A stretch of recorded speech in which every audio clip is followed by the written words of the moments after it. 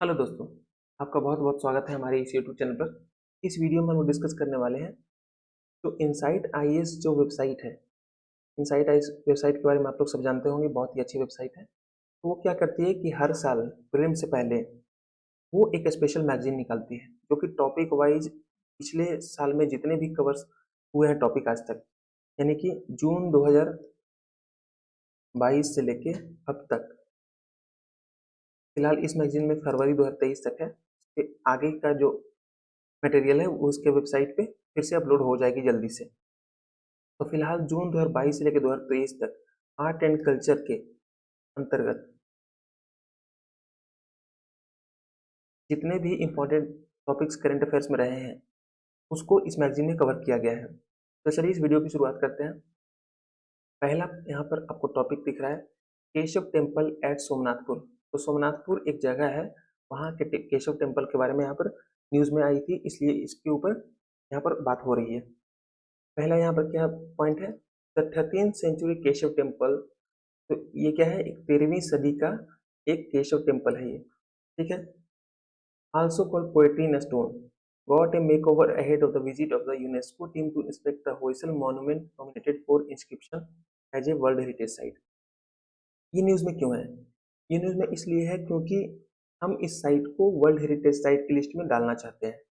तो यूनेस्को की world heritage site की लिस्ट होती है, आप जानते हैं, तो उसमें हम इसको इसको डलवाना चाहते हैं। तो अगर इसको हम लोग डलवा लिया तो क्या होगा उसका फायदा, वहां पर क्या होगा, ये वर्ल्ड लेवल पर ये जो साइट है वो आ जाएगी वर्ल्ड टूरिज्म मैप में। ये जो साइट है वो आ जाएगी। इससे क्या होगा कि देश विदेश दोनों से यहाँ पर आपको टूरिस्ट आने लगेंगे। और जानते हैं कि जब एक कोई टूरिस्ट कहीं पे जो इंटरनेशनल इंपॉर्टेंस का होता है, तो जब टूरिस्ट आते हैं तो क्या लाते हैं अपने साथ? अपने साथ डॉलर लाते हैं। डॉलर लाते हैं और वहां पर किसको फायदा होता है? पूरे भारत को फायदा होता है। खासकर फायदा किसको होता है? जहां पर वो मंदिर है, वहां पर आप देखते होंगे कि कहीं भी अगर छोटा मोटा भी मंदिर होता है तो वहां पर आसपास ठेले वगैरह लग जाते हैं, कहीं पर मेले लगने लगते हैं, तो उससे बहुत सारे लोगों को रोजगार मिलता है। तो उसी चीज को देखते हुए इंटरनेशनल टूरिज्म को और जो डोमेस्टिक टूरिज्म है उसका ध्यान इस स्थल के ऊपर लाने के लिए यहाँ पर हम लोग चाहते हैं कि वर्ल्ड हेरिटेज साइट लिस्ट में ये शामिल हो जाए। इसको बहुत ज़्यादा इंपॉर्टेंस मिलने लगेगा फिर। तो इसी के चलते अभी क्या हुआ है कि इसको अभी रिस्टोरेशन किया गया है इसका। इसमें थोड़ी बहुत जो इसमें क्षति हुई थी उसको इसमें सुधार दिया गया, ताकि यूनेस्को की टीम जब विजिट करे तो वो इस मंदिर को सही सलामत पाए और उसको वर्ल्ड हेरिटेज साइट में इसको शामिल कर ले, ठीक है। इसको पोएट्री इन स्टोन भी कहा जाता है। अब देखिए पोएट्री क्या होती है, हम कुछ भी लिखते हैं, कोई भी सेंटेंस हमने लिखा तो वो पोएट्री तो नहीं कहा जा सकती। पोएट्री कहने के लिए चाहिए कि उसका कुछ अर्थ हो, उस जो लाइन जो हमने लिखी है उसमें कुछ अर्थ हो और वो एक पैटर्न को फॉलो करती हो, ठीक है। ये दो चीज होनी चाहिए। तो इसी तरीके से ये जो केशव टेम्पल जो सोमनाथपुर में है, वहां भी जो टेम्पल इस ढंग से बनाया गया है कि उसमें बहुत ज्यादा कारीगरी की गई है, जिसके चलते इसको पोएट्री इन स्टोन कहा जाता है।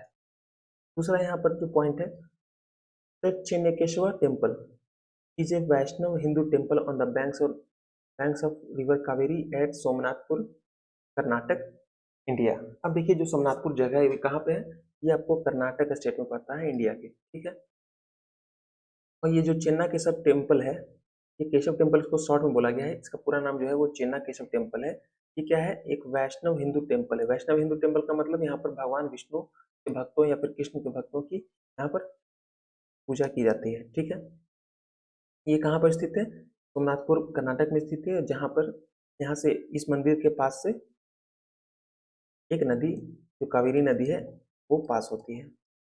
इस जो टाउन है वहां से, ये जो टाउन है कहाँ बसा हुआ है?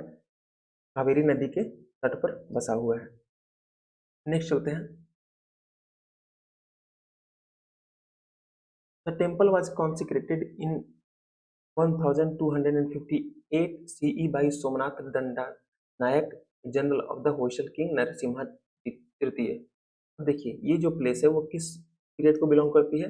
ये 1258 CE, यानी आज से लगभग 750 साल पहले की ये मंदिर बनाए गए थे उस समय। किसने बनाया था? ये बनाया था सोमनाथ दंडनायक। अब देखिए ये जो सोमनाथ दंडनायक है ये क्या है? ये कोई राजा नहीं है बल्कि राजा के अंतर्गत एक जनरल थे। जनरल किसको बोलते हैं? जो मिलिट्री वगैरह का जो कमांड जिसके हाथ में होता है उसको जनरल बोलते हैं। और ये जो है होयसल किंग नरसिम्हन तृतीय के टाइम का है। तो इस चीज को भी ध्यान में रखिएगा कि ये जो है मंदिर ये होयसल किंग से संबंधित है, यानी होयसल डायनेस्टी के कार्यकाल से संबंधित है। इसका पीरियड तो इंपॉर्टेंट है ही, 1258 सीई इसका पीरियड है। होयसल आर्ट एंड आर्किटेक्चर के बारे में बात करते हैं। Hoysalas combined Vesara and Dravida styles and develop a new Hoysala style. अब देखिए होयसल जो किंगडम है उसके जो राजा थे वो शायद कुछ यूनिक थे और अपने आप को यूनिक समझते थे, तो उसके चलते उन्होंने थोड़ी क्रिएटिविटी दिखाई। और हम जानते हैं कि भारत में 3 तरह के मंदिर स्टाइल हैं। एक है नागर, एक है द्रविड़ और एक एक है जो इन दोनों का जो कंबाइन है उसको बोलते हैं लोग वेसार। ठीक है। लेकिन होयसल वालों ने क्या किया कि वेसार और द्रविड़, यानी कि पहले तो वेसार जो है इन दोनों का मिक्सचर है। अब इन्होंने क्या किया, वेसार और द्रविड़ का भी मिला के एक नई स्टाइल बनाया जिसको इन्होंने बोला कि ये हम लोगों का स्टाइल है, जो कि होयसल स्टाइल के नाम से जाना जाता है। तो इन्होंने इस स्टाइल में इस मंदिर को बनाया। ये देखिए मैप में आपको दिख रहा है, बहुत ही खूबसूरत सा मंदिर है। नेक्स्ट चलते हैं, important features of this style are. अब देखिए इसके इंपॉर्टेंट फीचर के बारे में यहाँ पर बात हो रही है कि इस स्टाइल का फीचर क्या है होयसल स्टाइल का। तो पहले तो ये कि स्टार शेप्ड प्लेटफॉर्म पे बसा हुआ है, यानी कि नीचे जो आप देख रहे हैं ये एक स्टार शेप्ड है। यानी कि आप अगर बचपन में स्टार को बनाते होंगे तो शायद इस तरीके से, भूल गया क्या, इस तरीके से, सॉरी मैं बना नहीं पा रहा हूँ शायद इस, हाँ ये इस तरीके का प्लेटफॉर्म नीचे होगा और इस पर फिर मंदिर इसको बनाया जाएगा। ठीक है। द जगती around the temple is the open प्रदक्षिणा। अब देखिए जगती क्या होता है, जगती उस जगह को बोलते हैं जिसके ऊपर ये मंदिर बसा हुआ होता है। यानी कि इसके नीचे की जो जगह है ना ये आपको जगती इसको बोलते हैं। तो ये जो अराउंड द टेम्पल है ये इसको ये जो इस मंदिर का है वो ओपन प्रदक्षिणा है। प्रदक्षिणा पथ, प्रदक्षिणा पथ किसको बोलते हैं, जहां पर लोग मंदिर के चारों ओर पूजा करते हुए घूमते हैं, मंदिर के चारों ओर घूमते हैं लोग। ठीक है। तीसरा पॉइंट है polished pillar with A variety of designs. अब देखिए यहाँ पर जो पिलर्स वगैरह हैं शायद उतने स्पष्टता से आप देख पाए तो ठीक है। ये जो पिलर्स वगैरह है मंदिर में तो वो क्या है, ये बहुत ही ज़्यादा पॉलिश किए हुए हैं, यानी कि इसमें उत्कृष्टता देखी जाती है, इसीलिए तो इसको वर्ल्ड हेरिटेज साइट में इसको डाला जा रहा है। चौथा जो पॉइंट है elaborate carvings and beautifully carved Madanika figures. अब देखिए मदनिका फिगर्स क्या होती है, मदनिका फिगर्स गर्ल्स की तस्वीरें होती हैं, गर्ल्स या वुमेन आप बोल सकते हैं, गर्ल्स की या फिर वुमेन की तस्वीरें होती हैं। तो यहाँ पर आपको यही चीज़ पाई जाती है, अगर आप इस मंदिर में जाएंगे तो यहाँ पर बहुत सारी गर्ल्स और वुमेन की जो तस्वीरें हैं वो विभिन्न मुद्राओं में वो आपको देखने को मिलते हैं, जो कि बहुत ही ज़्यादा ब्यूटीफुली कार्व किए गए हैं। इसका पांचवा पॉइंट है विमान शिखर इन पिरामिडिकल शेप। देखिए विमान शिखर किसको बोलते हैं हम लोग, ये देखिए ये जो ऊपर का जो आपको ये जो आपको एरिया दिख रहा है यहाँ पर इसको विमान बोलते हैं। तो इसका जो शेप है वो एक पिरामिडल शेप में है, यानी पिरामिडल शेप क्या बोलते हैं, ये इस तरीके से, इस तरीके से, यानी कि हर तरफ से सरफेस है और आगे जाके कोने में ये खत्म हो रही है इस तरीके से। ठीक है। Most of the temples are in Bhumija style. In this style miniature shikhara is carved on the outer wall of the temple. अब देखिए इसका जो अधिकतर टेम्पल है ये जो होयसल स्टाइल का जो टेम्पल है, यानी होयसल स्टाइल का सिर्फ यही मंदिर तो है नहीं, बहुत सारे इसमें मंदिर बनाए गए हैं, यहीं पर नहीं, सिर्फ सोमनाथपुर की बात नहीं है। होयसलों ने बहुत सारे जगह पर शासन किया, यानी उनका स्टेट बहुत बड़ा था, तो उन्होंने जहाँ जहाँ अपना जो है मंदिर वगैरह बनाए तो होयसल जो स्टाइल है उसको उन्होंने फॉलो किया अपने स्टाइल को, जो कि द्रविड़ और वेसर का कॉम्बिनेशन है। तो उन्होंने क्या किया वहाँ पर भूमिजा स्टाइल को भी फॉलो किया। इन this style miniature shikhara is carved on the outer wall of the temple. तो एक तरीके से मान सकते हैं कि होयसल जो लोग हैं वो क्रिएटिव थे, ओपन माइंडेड थे और उन्होंने जितने भी तरह का क्रिएटिविटी दिखानी थी वो दिखाई। यहाँ पर उन्होंने भूमिजा स्टाइल को भी उन्होंने कॉपी किया। इसमें क्या होता है कि मिनिएचर जो शिखर होता है, शिखर ये आपका पोर्शन है, ये जो शिखर वाला पोर्शन है तो ये क्या होता है, ये outer wall of the temple पे भी इसको कार्व किया जाता है। ये हमने डिस्कस किया आर्टिकल। चलते हैं नेक्स्ट आर्टिकल पे, पुरुषी। ये 28वां नंबर जो टॉपिक है वो उसका टॉपिक है पुरुषी। तो देखिए पहला पॉइंट क्या बोल रहा है, One way of saving lives in case of a natural calamity is to reconnect with older methods of architecture and construction. अब देखिए, हम जानते हैं कि हमारा भारत में बहुत सारी जो भूमि है वो अर्थक्वेक के अंतर्गत आती है, यानी वहाँ पर भूकंप आने की संभावना है। लगभग मेरे ख्याल से शायद अगर मैं सही हूँ 30 to 40% एरिया जो है इंडिया का वो भूकंप से प्रभावित होने वाला एरिया है। ठीक है, तो क्योंकि वहाँ पर जब भूकंप आते हैं तो आप जानते हैं कि वहाँ पर रोडें खराब हो जाती हैं और बिल्डिंग वगैरह गिर जाते हैं, बहुत सारा प्रॉपर्टी का नुकसान होता है। तो इससे क्या होता है कि लोग जो जिनके घर टूटते हैं वो और भी ज़्यादा गरीब हो जाते हैं और उनके रहने के लिए दिक्कत हो जाती है। तो उसी में आपको एक आपको उसका अल्टरनेटिव देखने को मिल रहा है, उसका सॉल्यूशन देखने को मिल रहा है कि उरूसी जो है एक Mughal era home architectural element है, तो उसको यहाँ पर यूज किया जाए। उरूसी क्या है, ये देखिए, ये जो आपको देखने को मिल रहा है ये जलाली हाउस का ये फोटो है। ये क्या है, ये है जलाली हाउस।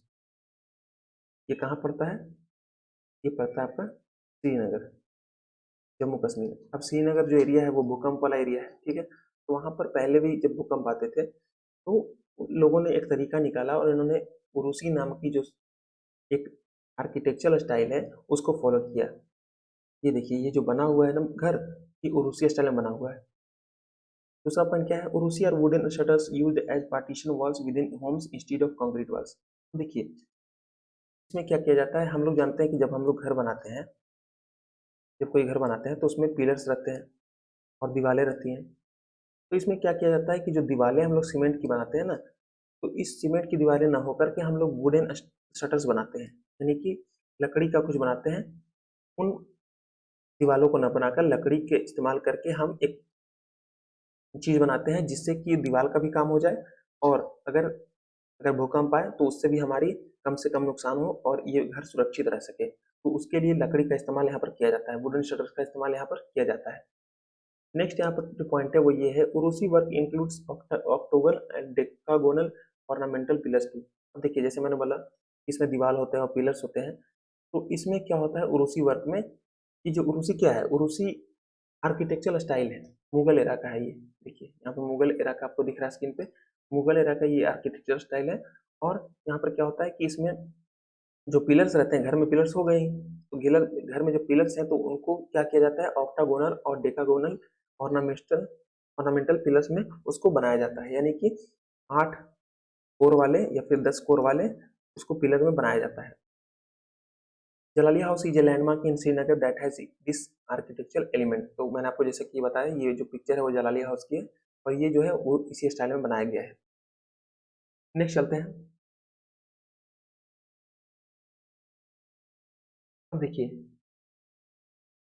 हम लोगों ने जो टेम्पल वाला जो टोटल जितने भी टेम्पल के ऊपर जो क्वेश्चन पूछे गए हैं या फिर जो करंट अफेयर बने हैं पिछले जून से लेकर जून 2022 से लेकर 2023 तक, जून 2022 से लेकर फरवरी 2023 तक जितने भी करंट अफेयर जो है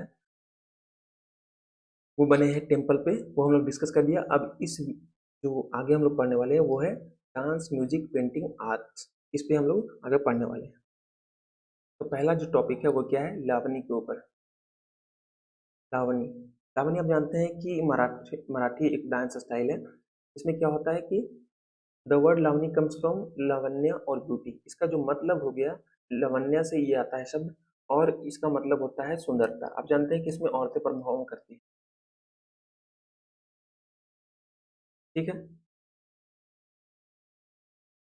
दूसरा पॉइंट क्या है, Lavani is a traditional folk art form in which women dancers wearing 9 yard long saris in bright colours makeup and ghungroos perform on dholak beats on stage before a live audience. अब देखिए इसमें क्या क्या फीचर है, वो इसकी मुख्य बातें हैं, वो ही आपको इसके ऊपर क्वेश्चन जरूर बन सकता है। तो देखिए यहाँ पर सबसे पहले ये ट्रेडिशनल फोक आर्ट है, यानी कि पहले से चली आ रही परंपरागत है, कोई बाहर से नहीं आया है। दूसरा है वहाँ की लोकल ये फोक आर्ट है। फोक आर्ट का मतलब ये होता है कि वहाँ की लोकल चीज़ है। इसमें क्या होता है, वुमेन डांसर्स होती है। यहाँ पर आपको मेल डांसर्स नहीं मिलते लावनी में, वुमेन डांसर्स होती हैं। ये क्या करती है, 9 यार्ड लंबी साड़ी पहनती है, 9 यार्ड लॉन्ग साड़ी। ठीक है, जो कि ब्राइट कलर्स में होती है, जैसे कि येलो, रेड, बिल्कुल तड़क भड़क वाले कलर। उसके बाद अच्छा खासा मेकअप होता है और घुंघरूज घुंघरूज भी होते हैं इसमें कंपलसरी।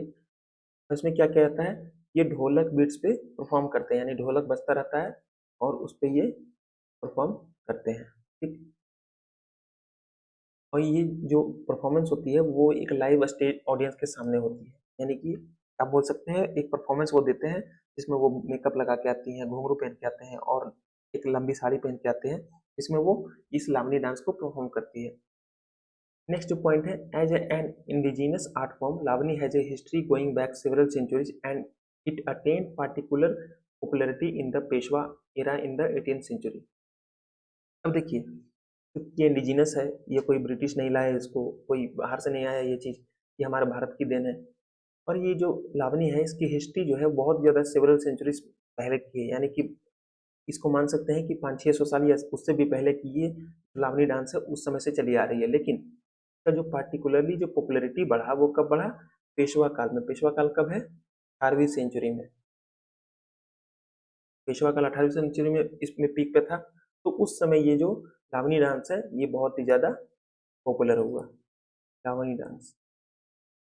नेक्स्ट जो पॉइंट है, there are several sub genres of Lavani in of which the most popular is the Shringarik erotic kind in which the lyrics are often teasing with sensuous dance steps and delicate gestures employed to convey erotic meaning। अब चूंकि live audience के सामने ये performance करती हैं तो ये जो इसका जो थीम होता है ना वो थोड़ा कामुक होता है, यानी कि एक तरीके से लोगों को इंसाइट करने वाला होता है सेक्सुअली। तो उस तरीके का ही यहाँ पर जेस्चर्स वगैरह जो लड़कियां वगैरह हैं वो दिखाती हैं और परफॉर्म करती हैं।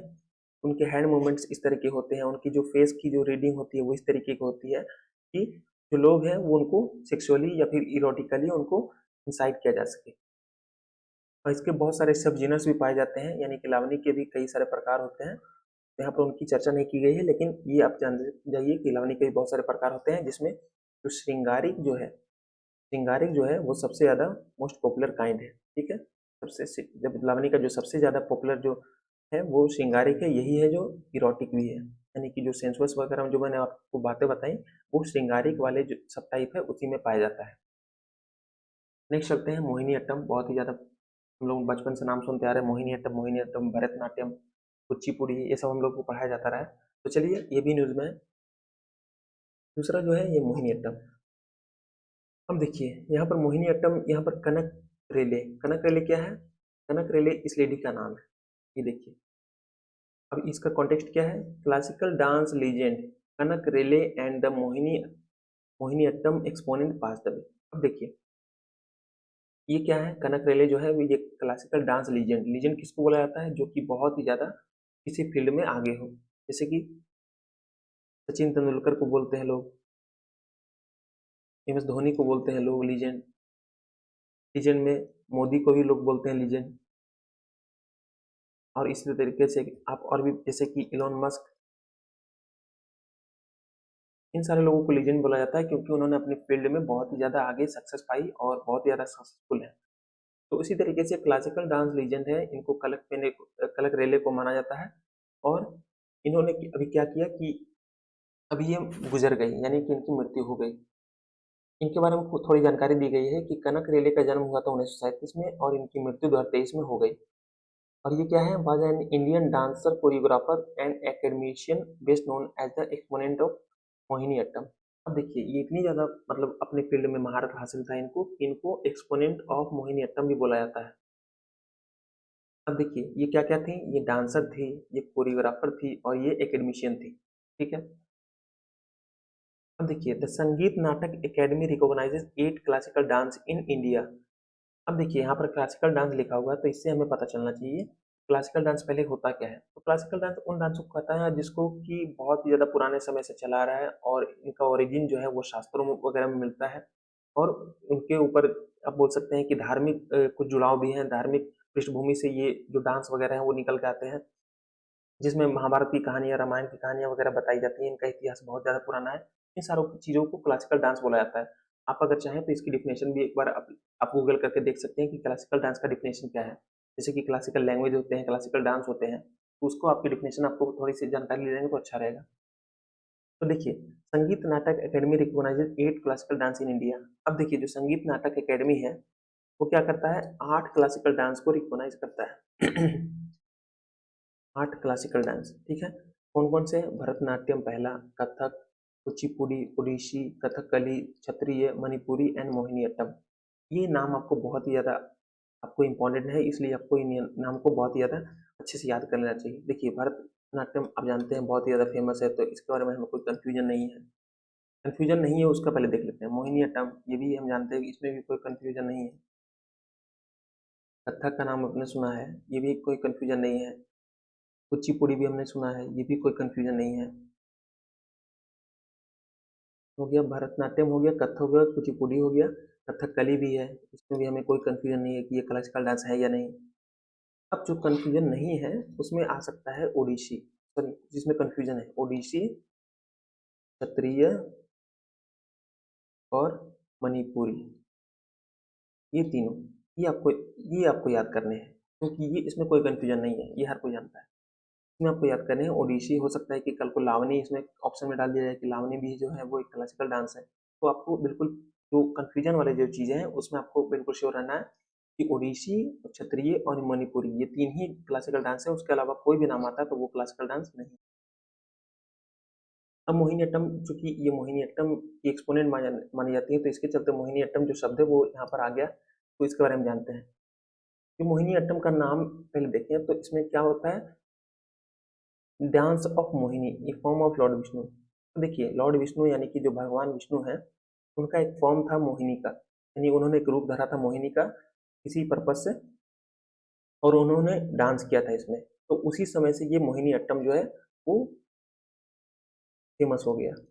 ठीक है, ये आपको एक तरीके से माइथोलॉजिकल स्टोरी है, एक हिंदू माइथोलॉजिकल स्टोरी, जिसमें भगवान विष्णु क्या करते हैं, मोहिनी का रूप धारण करके ये डांस को परफॉर्म करते हैं, तब से ही इसका चलन माना जाता है।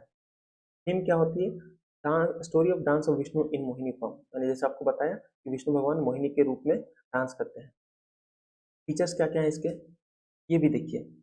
परफॉर्म्ड बाय वुमेन, जैसे कि हमने अभी डिस्कस किया कि जो लावनी डांस है वो वुमेन के द्वारा परफॉर्म की जाती है, उसी तरीके से ये भी डांस है जो वुमेन के द्वारा ही परफॉर्म की जाती है, यानी कि इसमें कोई मेल पार्टिसिपेट नहीं कर सकता। देखिए इसमें क्या होता है, gentle footwork, no thumping of foot steps. देखिए इसमें इतने आसानी, इतने आराम आराम से पैर रखे जाते हैं जमीन पर नाचते हुए कि आवाज उनका आवाज नहीं होना चाहिए, यानी धम धम जो आवाज करता है ना हम लोग चलते हैं तो वैसा भी नहीं होना चाहिए, बिल्कुल आराम से वहां पर पैर रखे जाते हैं। अगर इसका कोई वीडियो हो 1-2 सेकंड का, सॉरी 1-2 मिनट का शॉर्ट वीडियो हो, तो तुरंत इसमें गूगल कर लीजिए या फिर यूट्यूब पर देख लीजिए, मोहिनीअट्टम का शॉर्ट वीडियो देख लीजिए, 1 मिनट लगेगा, आपको थोड़ा सा आइडिया हो जाएगा चीजों को याद करने में।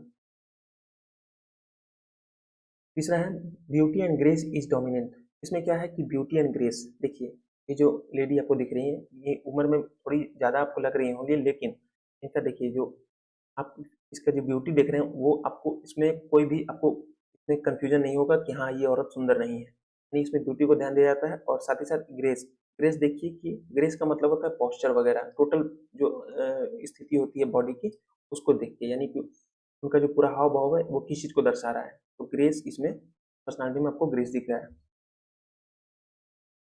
चौथा पॉइंट है integrate some elements of Bharatanatyam and Kathakali. अब देखिए इसमें क्या हुआ है कि जो मोहिनी अट्टम है उसमें दो जो डांस है उसके भी कुछ एलिमेंट यहाँ पर शामिल किए जाते हैं, जिसमें एक भरतनाट्यम है एक कथकली, और दोनों के दोनों क्लासिकल डांस है, यानी कि दो क्लासिकल डांस का जो एलिमेंट है वो तीसरे क्लासिकल डांस मोहिनी अट्टम में आपको देखने को मिल रहा है। नेक्स्ट जो है, इसको रिवाइव किसने किया था, तो इसको रिवाइव जो किया गया था वीएन मेनन के द्वारा किया गया था और कल्याणी अम्मा के द्वारा किया गया था। अब देखिए ये जो मोहिनी अट्टम है, जैसे कि पेशवा के टाइम में लावनी बहुत ज्यादा फेमस हुई, क्योंकि वो थी तो बहुत पहले से, लेकिन मोहिनी जो लावनी है उसको फेमस किसने किया, पेशवा लोगों ने फेमस किया। उसी तरीके से मोहिनी अट्टम भी बहुत समय से पहले से है, लेकिन उसको जो फेमस किया है वो दो आदमियों ने किया है, एक है वीएन मेनन और दूसरी है कल्याणी अम्मा। कॉस्ट्यूम की बात करें तो कॉस्ट्यूम आपको सामने दिख रहा है, इससे हम लोग रिलेट करने की कोशिश करेंगे। Kasavu sari, white coloured with gold brocade and ghungroo. देखिए ये जो आपको साड़ी दिख रही है ये किस कलर की है, व्हाइट कलर की है, इसमें आपको थोड़ा सा गोल्डन कलर भी दिख रहा होगा, वही बोला जा रहा है कि जो white colour with gold brocade and घुंघरू, घुंघरू यहाँ पर दिखाई नहीं दे रहा लेकिन ये घुंघरू भी पहनी हुई है, और ये जो साड़ी है वो कसावू साड़ी इसको बोला जाता है। ठीक है, नेक्स्ट चलते हैं। तीसरा जो यहाँ पर पॉइंट आपको देखने को मिला, तीसरा जो टॉपिक है वो ये है arts and artist prime minister Narendra Modi mention in Mann Ki बात। तो आप जानते हैं कि जो हमारे प्रधानमंत्री हैं वो हर हर महीने के आखिरी दिन, आखिरी रविवार को, हर महीने के लास्ट संडे को ये मन की बात करते हैं। ठीक है, तो उसमें वो बहुत सारी इंपॉर्टेंट चीज़ों को हाईलाइट करते हैं या फिर उनको एक तरीके से लाते हैं। जैसे कि स्वच्छ भारत मिशन की भी शुरुआत हुई थी तो उन्होंने मन की बात पे इसका बहुत बार जिक्र किया, और भी बहुत सारे, जैसे अमृतकाल की बात थी तो उन्होंने मन की बात पे अपने बार बार इसको हाईलाइट किया। तो जब वो हाईलाइट करते हैं तो उसके पूछे जाने की संभावना बहुत ज़्यादा हो जाती है।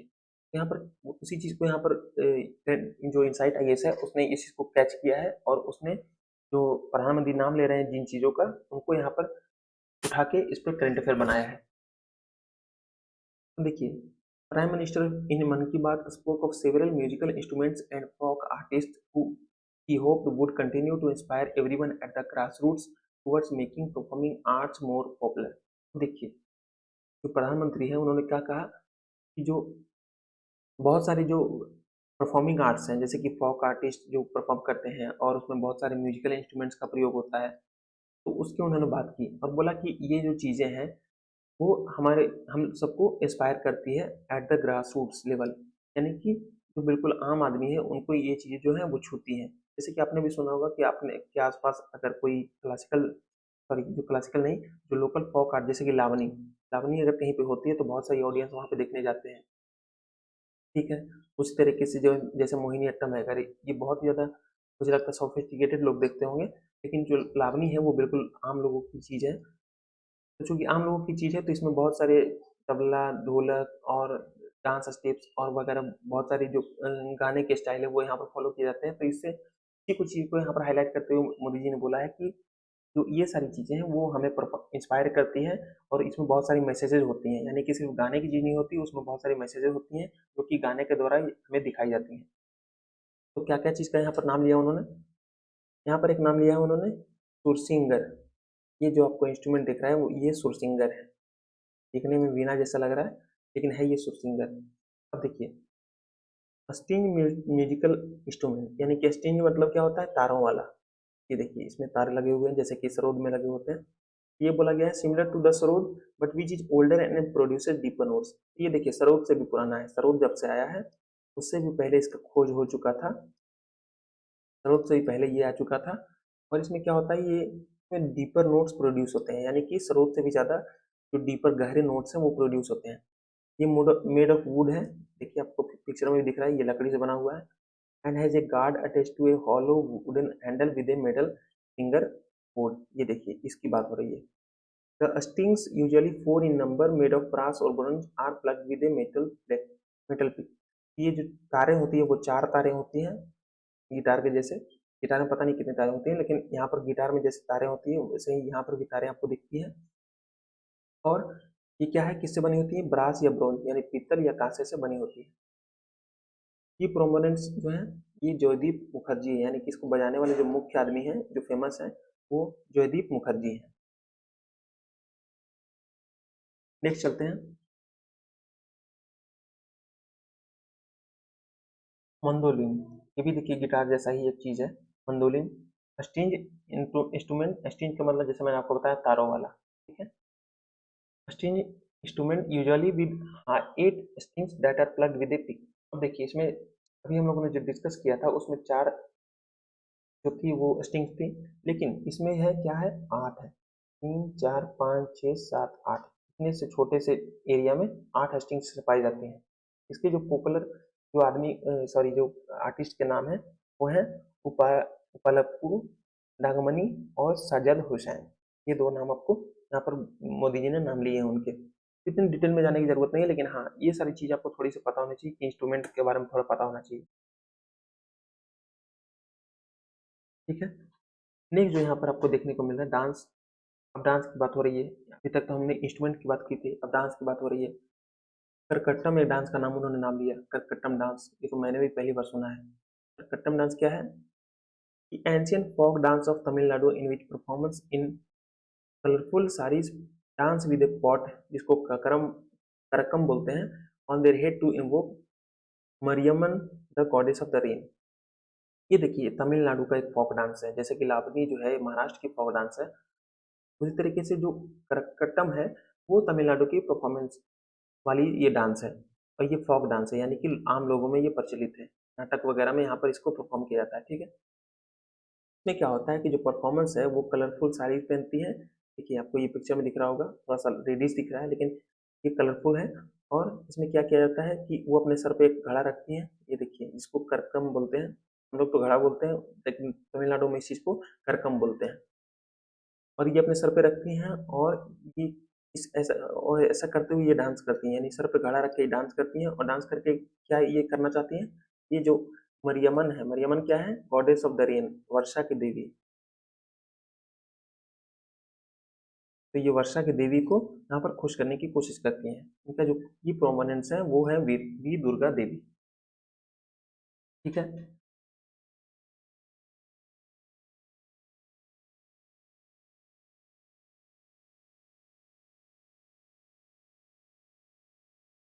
नेक्स्ट जो यहाँ पर जो डांस है वो क्या है, पेरिनी नट्यम। पेरिनी नट्यम, ये भी देखिए यूनिक नाम है, Perini Natyam. Dance dedicated to lord Shiva was quite popular during the Kakatiya dynasty. जो काकतीय डायनेस्टी का नाम आपने सुना होगा, आज से लगभग 600-700 साल पहले इनका शासन था। अगर मैं श्योर नहीं हूँ तो मुझे कमेंट करिएगा। ये जो काकतीय डांस के डायनेस्टी है, उस समय ये जो डांस था वो पॉपुलर हुआ। और इसमें क्या किया जाता है कि ये जो डांस है वो लॉर्ड शिवा के लिए किया जाता है, यानी भगवान जो महाकाल है हमारे, उनके सम्मान में या फिर उनको खुश करने के लिए ये जो डांस है वो पेरिनी नट्यम ये किया जाता है। इसके जो मेन जो प्रोपोनेंट है वो है राजकुमार नायक। ठीक है, नेक्स्ट चलते हैं। अब देखिए यहाँ पर क्राफ्ट की बात हो रही है, आर्ट एंड क्राफ्ट की बात हो रही है। Etikoppaka, Etikoppaka, sorry, Etikoppaka toy craft. अब देखिए इस टॉय क्राफ्ट के बारे में बात हो रही है। ये आपको यहाँ पर आपको जो अच्छा सा फिगर आपको देखने को मिल रहा है, बहुत ही ब्यूटीफुल टॉय है। मुझे भी लगता है कि हम इतने चाइनीज टॉय जो प्लास्टिक वगैरह के बने होते हैं उसके पीछे क्यों भागते हैं। देखिए कितने सुंदर हैं, हाथ से कलाकारी करके बनाई गई है, और कितने, मतलब आप बोल सकते हैं कि बहुत ही ज़्यादा मासूम और बहुत ही अच्छे लग रहे हैं ये। पता नहीं क्यों हम बच्चों को अपने ये सब नहीं देते। An artist from Andhra Pradesh was confirmed Padam Shri for his work on Etikopakka wooden toycraft, which is also a GI tagged product from the state। अब देखिए ये जो एटीकोपक्का है, जो आपको टॉय आर्ट देखने को मिल रही है, ये क्या है, ये कहाँ पाए जाते हैं, कहाँ बनते हैं, आंध्र प्रदेश में। ठीक है, आंध्र प्रदेश में ये बनते हैं। और अभी क्या हुआ है कि वहाँ के एक आर्टिस्ट है जो कि ये टॉय बनाते थे, उनको अभी पद्म श्री दिया गया है। सोचिए, एक टॉय बनाने वाले को, एक खिलौने बनाने वाले को पद्म श्री का पुरस्कार दिया जा रहा है, कितना सम्मान की बात है। सही बात है, जो लोकल लेवल लेवल पर जो लोग हैं जो कि पुराने आर्ट एंड क्राफ्ट के लिए काम कर रहे हैं, या पुराने हेरिटेज को बचाने की कोशिश कर रहे हैं, या फिर उसके लिए अपना जीवन लगा रहे हैं, तो उनको सही बात है इस तरीके का अवार्ड देना बिल्कुल लाजमी है। तो ये जो है उनको इसी जो एटी को पक्का जो टॉय क्राफ्ट वो बनाते थे उसके लिए इनको पद्मश्री दिया गया। और ये जो एटी को पक्का जो टॉय क्राफ्ट है ये क्या है, वुडन है, आपको देख रहे होंगे पिक्चर में कि ये लकड़ी का बना हुआ है। और ये जो है ये जीआई टैग प्रोडक्ट है, यानी कि आंध्र प्रदेश के अंतर्गत ये टॉय बनता है, और इसको जीआई टैग भी मिल चुका है। कब मिला इसकी चर्चा नहीं है, लेकिन इसको जीआई टैग तो मिल चुका है। तो ये ऐसे भी इम्पोर्टेंट हो जाता है हमारे लिए। अब एटी को पक्का टॉयज के बारे में हम लोग जान लेते हैं। The art of making traditional wooden eighty को पक्का toy is more than 400 years old. अब ये जो बनाने की जो कला है ये 400 साल पुरानी है। सोचिए 400 साल से ये टॉय बन रही है। Also known as turn wood lacquer craft, जो कि वुड की बनी हुई है, तो इसको क्या बोला जाता है, टर्न वुड लेक्योर क्राफ्ट इसको बोला जाता है। They are made of wood and painted with natural dyes. अब देखिए इसकी जो मुख्य बात है, पहली बात तो ये लकड़ी का बना हुआ है, और दूसरी बात ये जो पेंट आपको दिख रहा है ना, ये देखिए ब्लैक पेंट है, ये फिर ये सिंदूरी कलर का पेंट है, ये पीला है। तो आपको ये जो कलर दिख रहे हैं वो किसी केमिकल कलर से नहीं बनाए गए हैं, बल्कि नेचुरल डाई से बनाया गया है इसको। ये बहुत ही अच्छी बात है। यही तो हम भारतीयों की खासियत है, हम लोगों ने जितना भी अच्छा चीज था ना वो खो दिया। ये बात है, मानूंगा मैं, अपना चीज खो दिया और अंग्रेजों को आंख मूंद कर फॉलो कर गए, जिसका नतीजा आज ये है कि क्लाइमेट चेंज वगैरह की समस्याएं देखने को मिल रही हैं, और हम ज़्यादा पाश्चात्यवादी होते जा रहे हैं। खैर, the wood use is from the Ankurikara tree which is soft. अब देखिए इसमें जो वुड यूज किया जाता है ना, ये लकड़ी, वो एक ट्री, स्पेशल ट्री से इसका यूज किया जाता है, यानी कि सारे ट्री जितने भी पेड़ होते हैं उससे नहीं बना दिया जाता, बल्कि एक खास पेड़ होता है जिसका नाम होता है अंकुडी कारा। ये शायद आंध्र प्रदेश का एक नाम होगा, अंकुडी कारा। ये इस पेड़ का नाम है जिससे इस जो टॉय है उसको बनाया जाता है। The natural dyes are prepared from seeds, liquid bark, fruits and leaves. क्योंकि नेचुरल डाई है तो किससे लिया जाएगा? बीज है या पत्ते हैं या छाल है, इन सारी चीज़ों से लिया जाएगा। Other GI product from Andhra Pradesh, ये देखिए बहुत ज़्यादा यहाँ पर ये बहुत ज़्यादा ये पॉइंट है, स्टार वाला पॉइंट है ये। Other GI tag from Andhra Pradesh से और भी जो जीआई टैग प्रोडक्ट उसको मिल चुके हैं आंध्र प्रदेश को, वो कौन कौन से हैं? ये तो पहले ये हो गया, एटी को पक्का टॉय क्राफ्ट।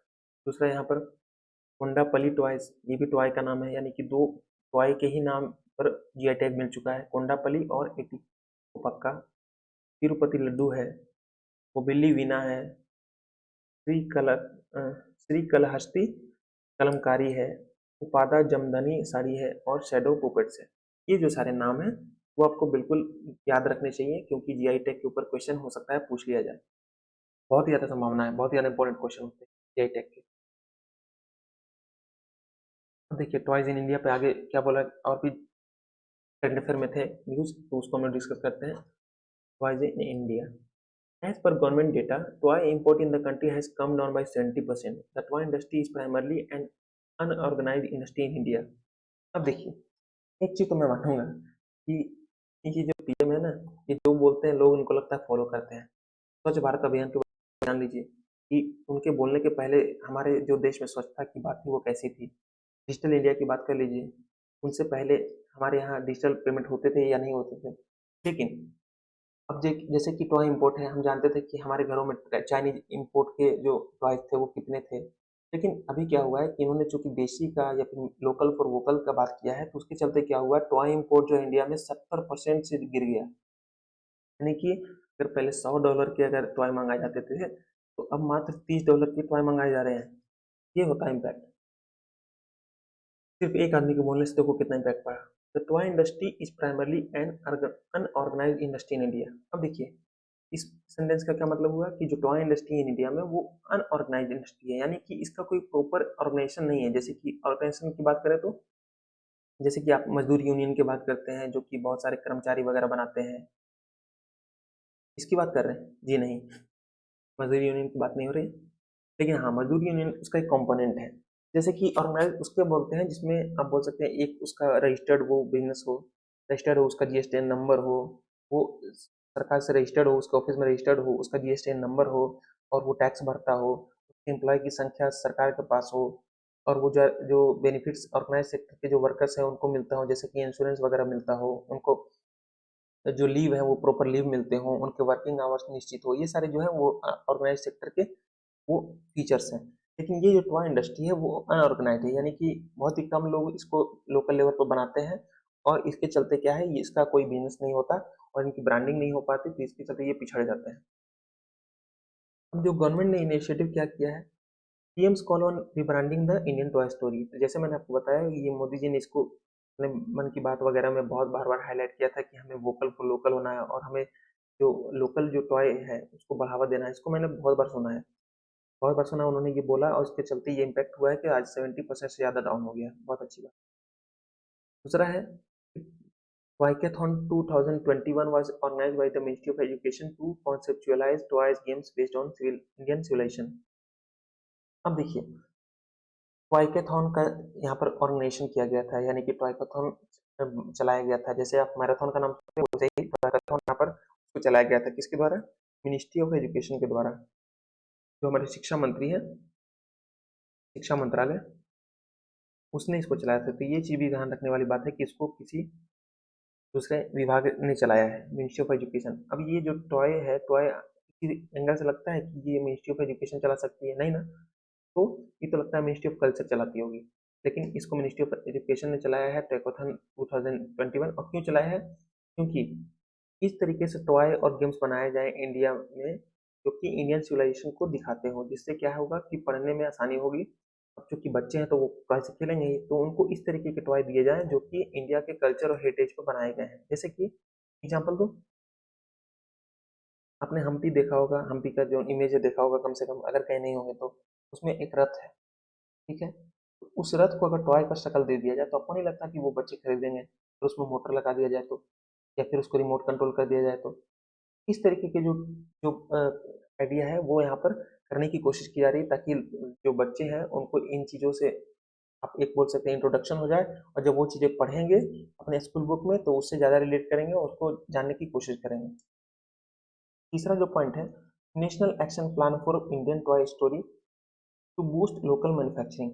अब देखिए, national action plan for Indian toy story है, इसको लाया गया है क्यों? क्योंकि लोकल मैन्युफैक्चरिंग को हम बढ़ावा दे सकें। और चूंकि टॉय इंडस्ट्री है वो लोकल लेवल पे ही होती है, बहुत सारे जो टाउन्स हैं वो टॉय पे बेस्ड हैं, यहाँ पे कुछ खास तरह के टॉय बनते हैं। जैसे कि यहाँ पर अभी बात हो रही है आंध्र प्रदेश की, वहाँ पर इतने सारे टॉय जो है सिर्फ जीआई टैग ये ले चुके हैं, और कितने सारे जो है वो जीआई टैग नहीं लिए हैं, उनकी तो कोई चर्चा ही नहीं है। तो उनको लोकल मैन्युफैक्चरिंग को बढ़ावा दिया जा रहा है, उनको एक्सपोर्ट करने की बात हो रही है। एक्सपोर्ट करने की बात क्यों हो रही है? क्योंकि इससे क्या होगा कि एक तो लोकल लेवल पे बनता है, इसको गरीब लोग बनाते हैं तो उनको रोजगार मिलेगा, उनकी काम को एक तरीके से पहचान मिलेगी, और उस शहर की भी पहचान बनेगी कि वहाँ के जो टॉय है, ये टॉय उसकी पर्टिकुलर बहुत ज़्यादा फेमस है। जैसे कि हम नहीं जानते आगरे का पेठा और दार्जिलिंग की चाय, तो उसी तरीके से अगर टॉय के भी, अगर उसको मैन्युफैक्चरिंग को बूस्ट किया जाए, उसकी ब्रांडिंग की जाए, तो इससे क्या होगा कि भारत में तो इसकी बिक्री बढ़ेगी ही, इसका इम्पोर्ट घटेगा, जो चाइनीज वगैरह का सामान आता है वो इम्पोर्ट घटेगा। और तीसरा है कि हम इसको एक्सपोर्ट भी करने लगेंगे, क्योंकि देखिए, इस अगर हम पिक्चर को देखें, कितनी अच्छी टॉय है ये सिर्फ बच्चे नहीं, ये एक तरीके से सजावट के काम भी आ सकती है। खेलने की सिर्फ चीज़ नहीं है, ये सजावट के भी काम आ सकती है। अगर किसी डाइनिंग टेबल पे या फिर कहीं पे जो आपका जो डाइनिंग रूम है उसमें अगर रख दिया जाए तो कितने अच्छे तरीके से ये एक पॉजिटिव टाइप का आपको भाई आपको दिख रहा है, क्योंकि इसको देखने से किसी तरीके से कोई निगेटिविटी आपको दिमाग में नहीं आएगी। नेक्स्ट जो पॉइंट है, under national education policy 2020 toy making will be introduced to students from the 6th standard onwards. अब जो हमारी नई नेशनल एजुकेशन पॉलिसी है, नई शिक्षा नीति 2020 की है, उसमें ये चीज़ बोला गया है कि टॉय मेकिंग को इंट्रोड्यूस किया जाएगा स्टूडेंट्स के लिए, ताकि उनकी जो रुचि है वो पढ़ाई में ज़्यादा लगे। अब देखिए, स्टूडेंट को भी टॉय मेकिंग के लिए यहाँ पर टॉय मेकिंग से उनको इंट्रोड्यूस कराया जाएगा, यानी कि जो विद्यार्थी वगैरह हैं, विद्यार्थी जो हैं, जो छठे क्लास से आगे के हैं, छठे क्लास से आगे के, तो उनको टॉय मेकिंग से इंट्रोड्यूस कराया जाएगा, यानी कि टॉय मेकिंग से उनका परिचय कराया जाएगा। ठीक है, और कौन सी toy making? Chinese toy making नहीं, चाइनीज वाली नहीं जो इंपोर्ट करके लाते हैं प्लास्टिक वाली, घटिया प्लास्टिक। ये हमारी इंडिया की प्लास्टिक होगी, इंडिया की प्लास्टिक हो, या फिर आप बोल सकते हैं ट्रेडिशनल, दोनों मट्टी से बनाए जा रहे हों, या फिर आप बोल सकते हैं लकड़ी से बनाए जा रहे हों, या फिर प्लास्टिक से ही क्यों बनाए न बनाए जा रहे हों, बल्कि लेकिन वो इंडिया की होनी चाहिए। ठीक है, नेक्स्ट चलते हैं, एग्जेम्पशंस। देखिए, सरकार ने क्या क्या एग्जेम्पशन दे दिए हैं। Good, there are exemptions on standardization of for goods and articles manufactured and sold by registered local artisans। जो लोकल आर्टिसन रजिस्टर्ड हो चुके हैं, यानी कि मान लीजिए मैं टॉय बनाता हूँ, तो अगर मैंने अपनी दुकान को या फिर अपने बिजनेस को रजिस्टर्ड कर लिया, यानी कि उसका कोई नंबर ले लिया सरकार से कि हाँ मेरे बिजनेस का ये नंबर है, मेरी दुकान का ये नंबर है, वहाँ से जीएसटीएन ले लिया, टैक्स भरता हूँ अपने, तो उनको एग्जेम्पशन दिए जाएंगे। एग्जेम्पशन दिए जाएंगे ताकि उनको बढ़ावा मिल सके, वो और भी ज़्यादा एक्सपोर्ट वगैरह पर ध्यान दे सके, अपने राज्य से बाहर निकल के बेच सकें। ये सारी चीज़ें यहाँ पर की गई हैं। टॉयज देखिए, और भी बात हो रही है वुडन टॉयज यूपी की। Wooden toys of Varanasi date back to over 200 years. अब देखिए, ये जो आपको दिख रहा है ना, ये लकड़ी के बने हुए हैं, कितने प्यारे लग रहे हैं ये। कहाँ से आपको ये प्लास्टिक के जो चाइनीज और जापानीज टॉयज आते हैं, उनसे ये कम आपको अट्रैक्टिव लग रहे हैं। अगर इसमें सोचिए, अगर आप थोड़ी सी मॉडर्न टेक्नोलॉजी का इस्तेमाल किया जाए, ये जो आपको हेडलाइट है यहाँ पर एलईडी लगा दिया जाए, यहाँ पर इसमें मोटर लगा दिया जाए, रिमोट कंट्रोल बना दिया जाए, तो कितने अच्छे लगेंगे ये। वैसे ये अभी भी अच्छे लग रहे हैं, लेकिन चूंकि नए जो लड़के हैं या बच्चे हैं उनको टेक्नोलॉजी से ज़्यादा प्यार होता है, ये सारी चीज़ें इसमें भी लागू की जा सकती हैं। तो इन दोनों का काम होगा, एक तो टेक्नोलॉजी भी हमारी बढ़ेगी, तो हमारे इंडिजिनस जो है चीज़ें वो भी बढ़ेगी। ठीक है, ये देखिए, मिट्टी के खिलौने क्ले टॉय, ये राजस्थान की है। देखिए कितने सुंदर सुंदर टॉय हैं, खिलौने हैं। ये तो मैं बोलता हूँ खिलौने कम और सजावट की चीज़ें ज़्यादा लग रही हैं, जिसको मुझे लगता है कि अपने रूम में भी लगानी चाहिए। मिट्टी के खिलौने, ये क्ले टॉय, ये चिकनी मिट्टी से बनते हैं। ये कहाँ के हैं? राजस्थान के। ये ऊपर वाले थे वो लकड़ी के थे, जबकि ये है मिट्टी के। दोनों में कोई अंतर नहीं दिख रहा है, पता ही नहीं चल रहा कौन मिट्टी से बना है और कौन सा है वो क्ले से बना है। ये देखिए, एटी कोपक्का बोमल्लू। देखिए, एटी कोपक्का जो है, अभी हमने उसको डिस्कस किया था कि ये एटी कोपक्का बोमल्लू जो है वो आंध्र प्रदेश का। इसमें बोला जा रहा है कि traditional shapes of the toys include a farmer with nagali, a bridal set, veena, Sannai Melam, it spread of traditional wedding sweets and more. देखिए, ये जो है आंध्र प्रदेश का एक टॉय, ये एक टाइप है जिसका नाम है एटी कोपक्का बोमल्लू। इसमें क्या होता है? इसमें देखिए ट्रेडिशनल शेप्स का इस्तेमाल किया जाता है, और इसमें क्या होता है, नगली का होता है जिसमें एक ब्राइडल सेट होता है, एक वीणा होती है, फिर उसमें सनाई मेलम होता है। ये सारी चीज़ें आपको हम मैप में दिख रही हैं। ठीक है, ये देखिए यहाँ पर वीणा वगैरह और सरोद वगैरह बना रहा है, तबला बजा रहा है। यहाँ पर देखिए ये चरखा का इस्तेमाल किया गया है। ये जो है, ये ओटी को पक्का बोमल्लू है, ये आंध्र प्रदेश का टॉय मेकिंग आर्ट है। चोप्पू समन। एक चीज़ थोड़ी सी दिक्कत आती है ना कि चूंकि हिंदी भाषी हो, तो ये सारी जो वर्ड्स हैं उसको पढ़ने में थोड़ी सी दिक्कत आती है, क्योंकि हमारी प्रोनाउंसिएशन हिंदी वाली है और ये जो शब्द हैं थोड़े से मुश्किल होते हैं, तो इसके चलते थोड़ा सा दिक्कत होता है। चुप्पू सामान, ये तमिलनाडु का है। These wooden toy sets of miniature kitchen utensils come in different sizes and shapes, polished at the edges and painted bright। ये देखिए लकड़ी के बने हुए हैं। ये ये क्या है? Miniature kitchen utensils. देखिए, मिनिएचर किसको बोलते हैं? यानी कि बड़े चीज का छोटा रूप। जैसे को बहुत सारा बरगद का पेड़ है, उसका मिनिएचर कैसा होगा? खिलौने के रूप में ऐसा छोटा सा, बिल्कुल सेम ही लगेगा, लेकिन ये चूंकि खिलौना है तो इसको छोटा बनाया जाएगा। तो यहाँ पर देखिए किचन यूटेंसिल्स, आपने भी देखा होगा प्लास्टिक के किचन यूटेंसिल्स आते हैं, प्लास्टिक के डॉक्टर का किट आता है जिसमें इंजेक्शन वगैरह होते हैं प्लास्टिक के बने हुए बच्चों को खेलने के लिए। तो वही चीज़ यहाँ पर, लेकिन ये चीज़ है जो वुड की बनी हुई है, ग्लास, लोटा, थारी। ठीक है, ये चीज़ आपको यहाँ पर देखने को मिल रही है।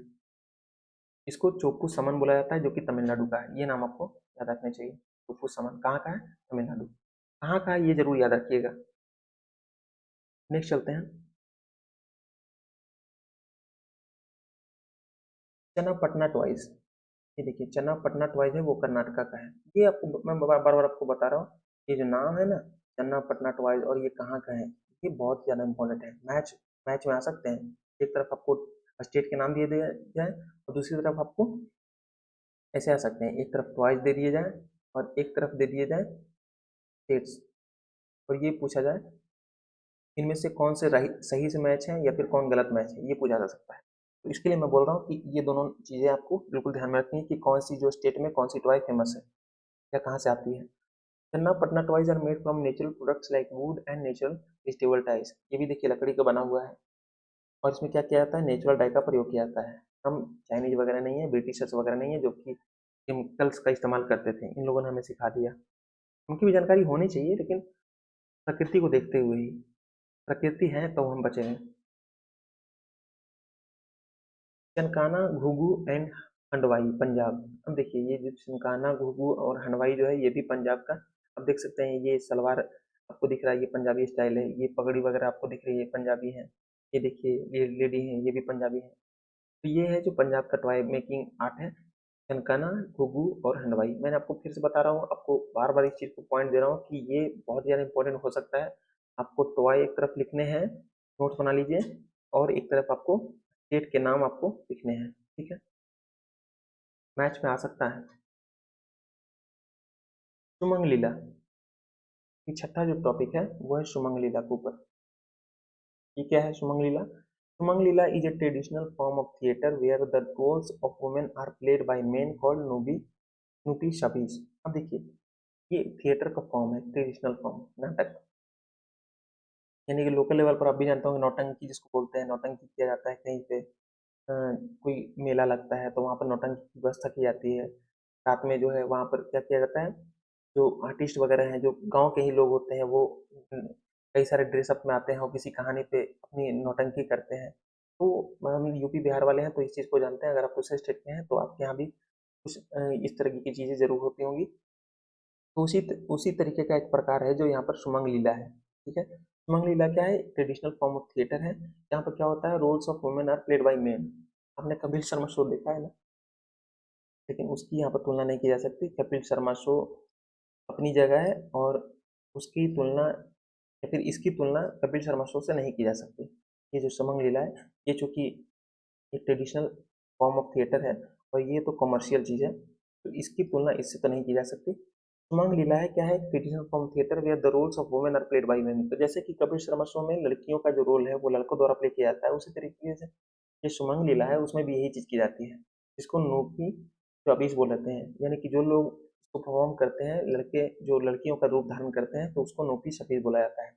In the case of women theatre groups roles of women are played by men. अब देखिए इसमें उल्टा होता है। सुमंग लीला एक बहुत ही इंटरेस्टिंग नौटंकी स्टाइल है या नाटक का स्टाइल है। इसमें लड़कों का किरदार लड़कियां निभाती हैं, लड़कियों का किरदार लड़के निभाते हैं। बहुत ही अच्छा। ठीक है, अबाउट सुमंग लीला। सुमंग लीला क्या है? Sumang means open courtyard and Leela means play, and the literal meaning of Sumang Leela is a play of the open courtyard। अब देखिए सुमंग लीला का मतलब होता है, सुमंग का मतलब होता है ओपन कोर्टयार्ड यानी खुला आंगन। आंगन पहले के घरों में होते थे, अब तो गायब ही हो गए हैं। हमें बचपन के दिन याद आते हैं खुले आंगन से। तो खुले आंगन, सुमंग का मतलब होता है खुले आंगन और लीला का मतलब होता है नाटक। यहाँ पर इसका मतलब हो गया कि ऐसा नाटक जो कि खुले आंगन में खेला जा रहा हो। तो ओरिजिन की बात करें, it started as a comic genre presented before the kings and nobleman. तो इसको कहाँ पर किया जाता था? अब चूंकि ना यहाँ पर आंगन की बात हो रही है, आंगन कुछ इस तरीके का होता था, बीच में चारों तरफ रूम वगैरह होते थे, चारों तरफ ये रूम होते थे, बीच में आंगन होता था जहाँ पर सब लोग बैठ के खाते खेलते हंसते थे। ठीक है, अब तो ये गायब ही हो गया है। अब क्या होता है, बालकनी होता है, बैल्कनी होता है। ये भी अच्छी चीज है, लेकिन आंगन को होना चाहिए था। ये देखिए, ये जो स्टार्ट हुआ है, ये कॉमिक जीनस के तौर पे स्टार्ट हुआ है। और कहाँ पे परफॉर्म किया जाता था? इसको राजाओं और नोबेलमैन के सामने परफॉर्म किया जाता था। चारों तरफ राजे रजवाड़े बैठे हुए हैं और ऑफिसर लोग बैठे हुए हैं, और बीच में यहाँ पर ये नाटक किया जाता था, Sumang Lila. Values from value that the theatre form shows, क्या कौन से जो वैल्यू है शो करते हैं। जैसे कि मैंने आपको बताया कि उसमें हमारी जो ट्रेडिशनल आर्ट फॉर्म है ना, वो सिर्फ ऐसे ही दिखावे की चीज़ नहीं है या फिर कोई टाइम पास की चीज़ नहीं है, उसमें बहुत सारे मैसेजेस होते हैं। तो यही चीज यहाँ पर बोली जा रही है कि it attempts to preserve and promote humanism, brotherhood, tolerance, confidence, devotion, truth and justice through its performances. अब देखिए इसमें क्या होता है कि इन नाटकों के द्वारा क्या किया जाता है कि मानवतावाद को बढ़ावा दिया जाता है कि थोड़ा इंसान बनो, इंसानियत दिखाओ। ब्रदरहुड भाईचारा, टॉलरेंस यानी सहिष्णुता, कॉन्फिडेंस विश्वास, डिवोशन भक्ति, ट्रूथ सत्य और जस्टिस न्याय, इन सारी चीज़ों को इस सुमंग लीला के अंतर्गत दिखाया जाता है। और सिर्फ सुमंग लीला की बात नहीं है, बहुत सारे जो हमारे यहाँ भी बिहार में होते हैं, तो उसमें भी हम देखते हैं कि इन चीज़ों को वहाँ पर दिखाया जाता है। It is a powerful medium for mass education besides giving entertainment and relaxation. अब देखिए नाटक क्यों देखते हैं हम लोग? थोड़ा सा रिलैक्स होने के लिए देखते हैं। ठीक है कि चलो नाटक देखते हैं, या टीवी देखते हैं आजकल, तो क्यों देखते हैं? रिलैक्स होने के लिए देखते हैं। तो टीवी की तुलना मत कीजिए इससे। टीवी एक अलग लेवल की चीज़ है, दूसरी चीज़ है। ये नाटक से इसकी कंपेयर नहीं हो सकता है। इन टीवी तो ग्लोबलाइज चीज़ है, लेकिन नाटक जो है इसका जो लोकल लेवल पे इम्पैक्ट होता है ना, वो बहुत ज़्यादा होता है। अब तो खत्म होते आ रहे हैं ये सब। It is a powerful medium for mass education. अब सोचिए कि पहले जब टीवी नहीं था, तो सारे गांव के लोग कैसे इंटरटेनमेंट करते थे? कोई मेला आया, कोई रामनवमी आई, कोई दुर्गा पूजा आया, तो क्या होता था, गांव में मेला लगता था। उस मेले में रात में क्या होता था कि नाटक की व्यवस्था की जाती थी। लोग अगल बगल के गांव वाले या दूर दूर से भी गांव वाले लोग आते थे परफॉर्म करने के लिए, देखने के लिए। सारे गांव के लोग, 10-12 गांव के लोग एक जगह इकट्ठा होकर फील्ड में और पूरे मस्ती से उसको देखते थे रात भर, चाहे ठंड हो बारिश ही क्यों ना हो जाए, लोग देखते रहते थे।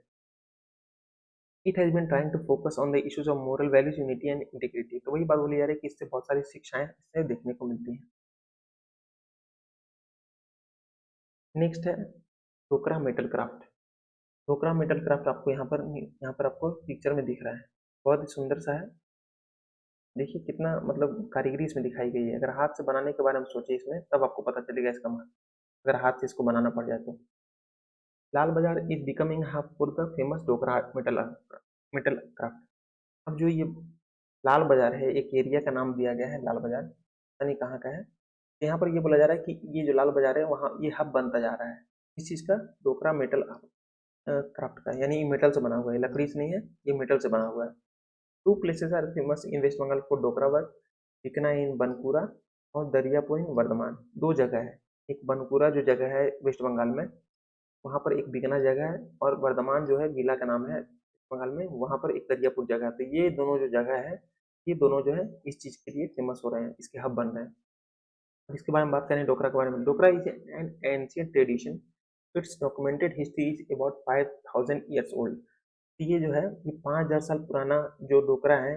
डोकरा क्या है, ये टॉय की बात नहीं हो रही है, अभी सिर्फ डोकरा की बात हो रही है, ठीक है। तो डोकरा है क्या है, एक एंशियंट ट्रेडिशन है, एक परंपरा है डोकरा। और ये क्या है, ये कितने साल पुराना है, लगभग 5000 साल पुराना है। बाप रे बाप, लगभग हड़प्पा के काल के समय का डोकरा आज तक चली आ रही है। यही तो हमारी खुशी की बात है, हमारे लिए गर्व की बात है कि हम इतने सालों से ये पुराने आर्ट्स को बचाए हुए हैं। और देखिए वो बढ़ रहा है, ये भी बात है कि बिकमिंग हब। लाल बाजार अब नया जो चीज आ गई है, पहले तो ये दोनों थे, लाल बाजार भी इसमें ऐड हो रहा है, यानी कि पुराने चीजों को भी हम अब और प्रमोट कर रहे हैं। बहुत अच्छी बात है हमारी। Dhokra also spelled Dokra is non-ferrous metal casting using the lost wax casting technique. This sort of metal casting has been used in India for 4000 years.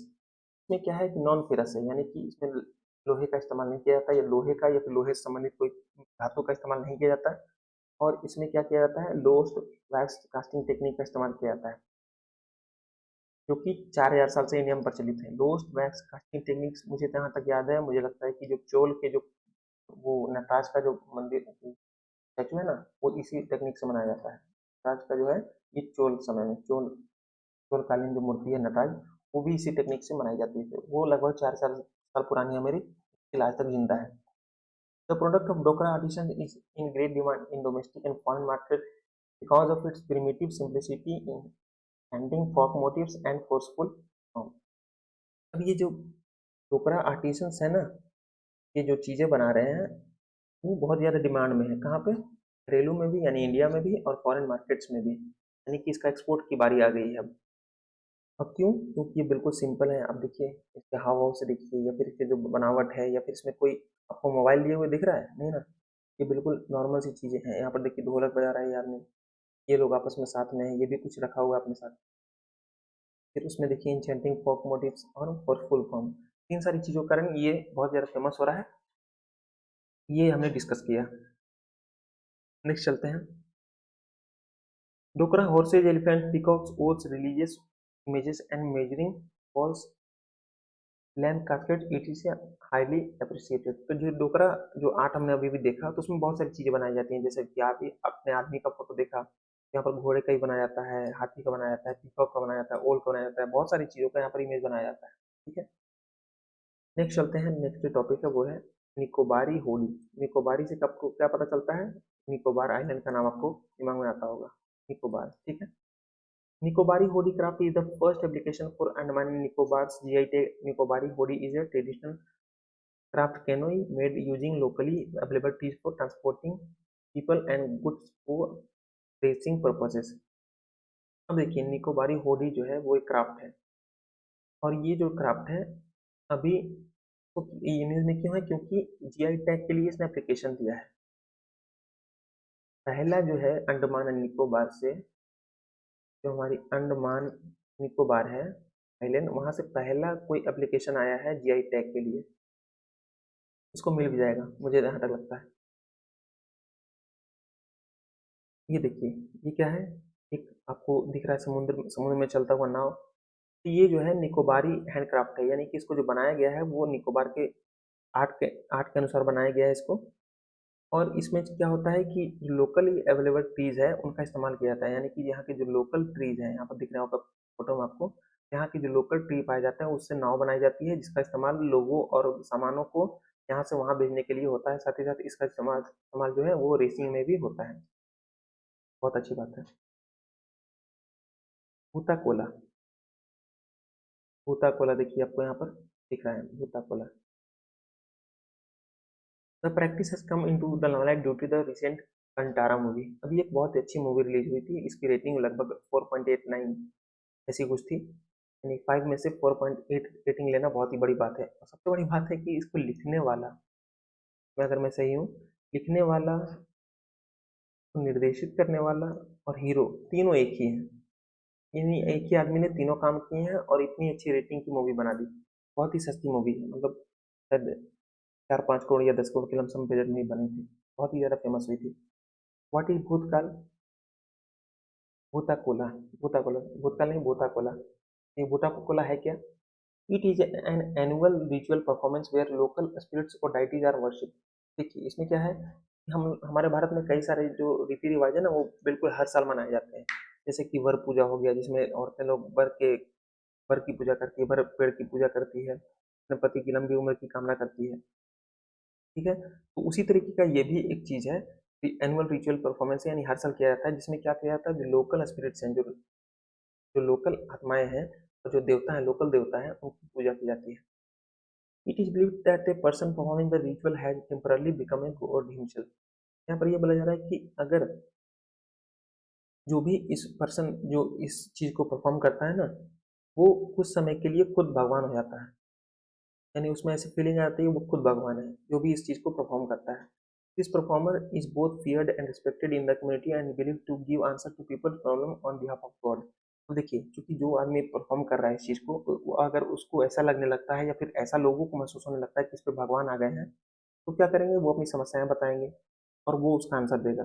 तो इसी चलते क्या होता है कि लोग इससे डरते भी हैं और इसकी आदर भी करते हैं, क्योंकि आप जानते हैं कि भगवान है, हम उनसे डरते भी हैं और उनका पूजा भी करते हैं। तो दोनों चीजें यहाँ पर देखने को आपको ऑटोमेटिक मिल रही है। There are several bhutas who are worshipped in the Tulu speaking belt of Dakshina Kannada, Uttara Kannada and Udupi district.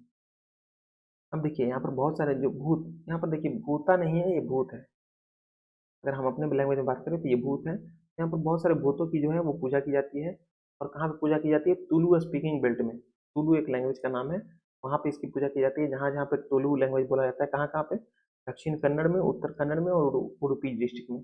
यहाँ पर जब ये चीज़ बोला जाता है, ये जो तुलु स्पीकिंग लैंग्वेज है, वहीं पर ये जो बहुत सारे भूतों की पूजा की जाती है। It is usually performed in small local communities and rural areas. यहाँ पर क्या है, इसको कहाँ पर परफॉर्म किया जाता है? स्मॉल लोकल कम्युनिटीज और रूरल एरियाज। तो आप जानते हैं कि भूत वगैरह जो बात है वो शहर की चीज़ नहीं है, ये गांव की ही चीज़ है। यहाँ पर लोग अभी भी डरते हैं और बहुत सारे लोग मानते हैं कि भूत होते हैं, आत्माएं होती हैं, मुझे नहीं पता। लेकिन मैं ये चीज़ नहीं कह सकता कि नहीं होती है, ये भी नहीं कह सकती होती ही है।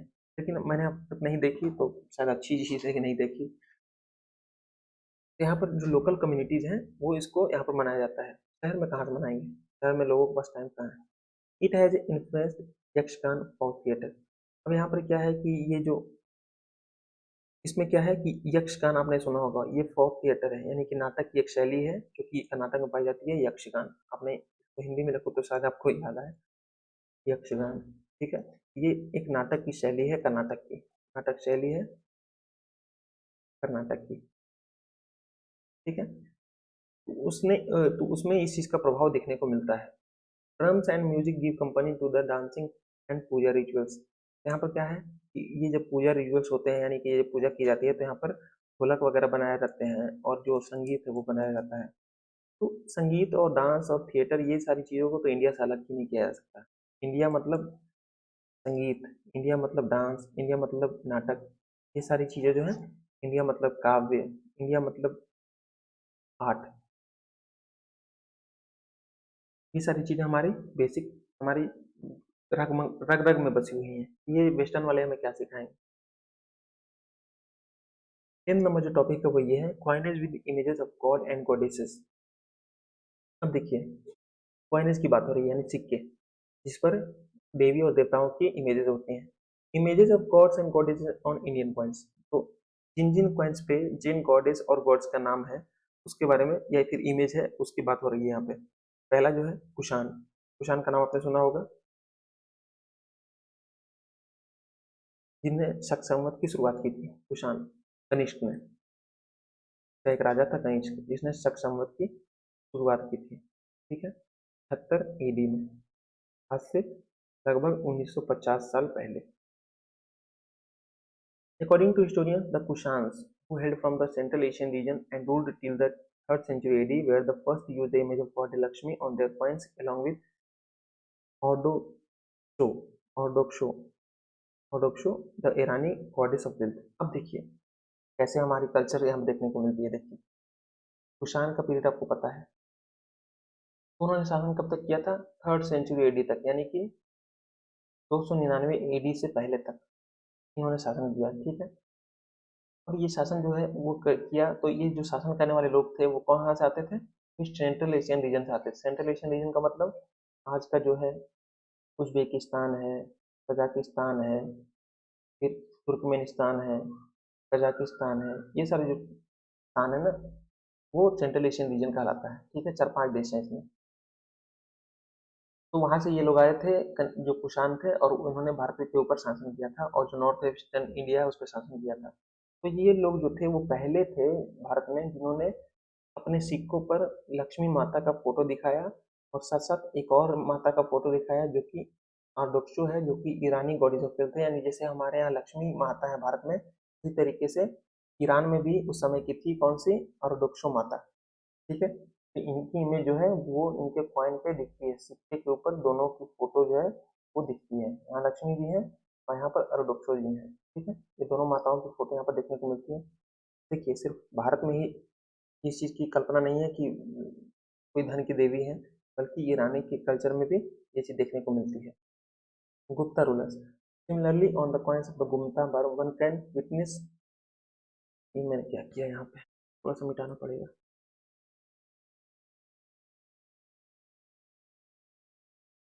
ठीक है।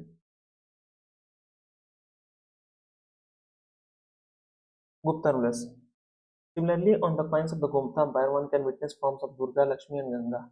अब देखिए, गुप्ता रूलर्स के भी कॉइन्स पे क्या होता है कि में भी आपको सिक्के जो गुप्ता एम्पायर के दिखते हैं उसमें भी आपको किस किस के फोटो मिलते हैं? दुर्गा माँ के फोटो मिलते हैं, लक्ष्मी जी की फोटो मिलती है, और गंगा जी की फोटो मिलती है, ठीक है। तीनों देवताओं की फोटो आपको मिलती है। महमूद गोरी, इसने भी सिक्के जारी किए थे। Coins with goddess Lakshmi issued by him after defeating Prithviraj Chauhan in the battle of Tarain in 1192 ED.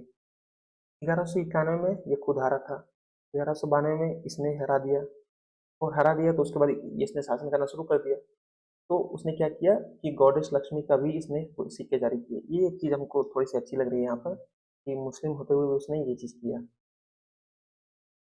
Next जो पॉइंट है, विजयनगर किंगडम, हरिहर द्वितीय।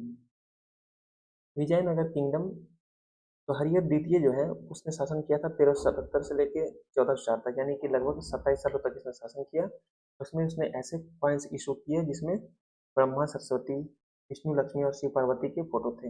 विजयनगर पर 3 तरह के सिक्के आपको देखने को मिलते हैं, या फिर शायद एक ही सिक्के में होंगे तीनों चीज। इसमें ब्रह्मा विष्णु है, शिव पार्वती है, और विष्णु लक्ष्मी की फोटो यहाँ पर देखने को मिलती है। नेक्स्ट जो पॉइंट है, पृथ्वी ब्रिटिश राज, इन्होंने भी सिक्के जारी किए थे। तो British East India Company at Madras presidency minted coins labelled as the three swami pagoda depicts Lord Balaji flanked by Sridevi and Bhudevi on either side.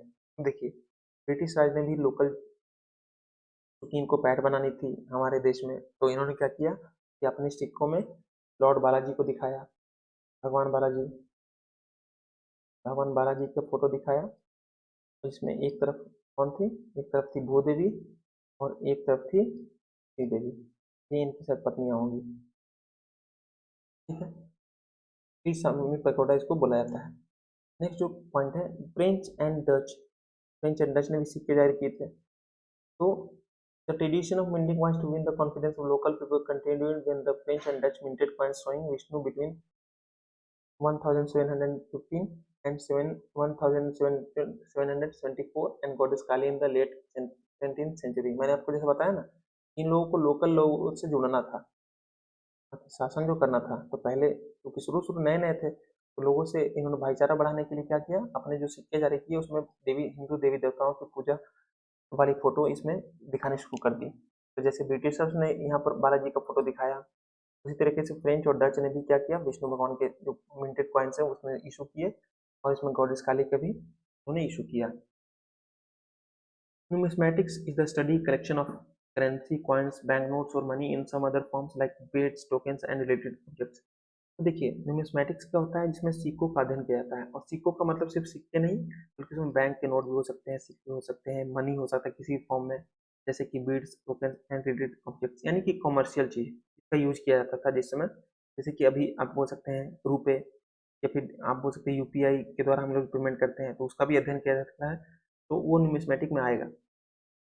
जैसे कि कॉइन्स हैं, बैंक नोट्स है, मनी है, किसी भी फॉर्म में, क्रिप्टो करेंसी, उसको भी तरीके से इसको न्यूमिस्मेटिक ही माना जा सकता है। ठीक है। RBI Act 1934 gives RBI the sole right to issue banknote, whereas the Coinage Act 2011 give the Union government the power to design and mint coins in various denominations। तो देखिए, जो RBI एक्ट 1934 वाली है, उसमें RBI के पास अकेला अधिकार है, यानी कि और कोई भी इसको नहीं कर सकता, इस काम को सिर्फ RBI ही करेगी। सोल राइट है उसके पास किस चीज़ का, ये बैंक नोट को इशू कर सकती है, यानी कि बैंक नोट की इशू करने की पावर आरबीआई के पास है। और साथ साथ कॉइनेज एक्ट जो 2011 का है, उसमें यूनियन गवर्नमेंट को पावर है कि वो सिक्के यहाँ पर मिंट कर सकती है। यानी कि दो लोग यहाँ पर काम कर रहे हैं। पहला है, और आपको लिख देता हूँ, पहली है आरबीआई, दूसरी है यूनियन गवर्नमेंट। ये बैंक नोट इशू करती है, ये कॉइन्स छापती है। ठीक है। ये दोनों चीज़ें आपको ध्यान में रखनी है, और दोनों का एक्ट आपको दिखता है। कॉइनेज एक्ट 2011 का है और आरबीआई एक्ट 1934 का है। पता नहीं क्यों यूनियन गवर्नमेंट इस काम को क्यों कर रही है, इसी को दे देती है। नेक्स्ट है यहाँ पर garba dance nominated in UNESCO heritage list. देख लेते हैं कितनी देर की रिकॉर्डिंग हो गई। पता चला कि इतनी देर का रिकॉर्डिंग के मेरे पास क्षमता ही नहीं है अपलोड करने का, तो फिर दिक्कत हो जाएगी। 1 घंटे 11 मिनट की वीडियो हो चुकी है। तो मुझे लगता है इस वीडियो को यहीं पर रोक देना चाहिए, फिर आगे हम लोग डिस्कस करेंगे। और वीडियो लंबी होने से भी इम्पैक्ट पड़ता है, तो इसके चलते मैं इस वीडियो को यहीं पर रोक रहा हूँ। और हम वीडियो जल्दी अगला अपलोड करेंगे, इसके लिए टेंशन लेने की बात नहीं है। वीडियो सारी अपलोड होगी और बिल्कुल सही समय पर अपलोड होगी। आपको ज़्यादा दिन का इंतजार नहीं करना पड़ेगा। हर दिन वीडियो अपलोड हो रही है, तो इसके लिए आपको कोई टेंशन नहीं लेना है। हम प्रीलिम्स से पहले सारे जो टॉपिक्स है उसको कवर कर लेंगे, और बहुत जल्दी जल्दी कवर करेंगे। और हो सकता है तो सिर्फ इनसाइड IAS की ही नहीं, विजन IAS के भी PT65 जो है, हम लोग उसको डिस्कस करेंगे। तो आप लोगों ने इतने पेशेंटली इस वीडियो लेक्चर को सुना, इसके लिए आपका बहुत बहुत धन्यवाद। आपका दिन शुभ हो और जय हिंद। Thank you guys.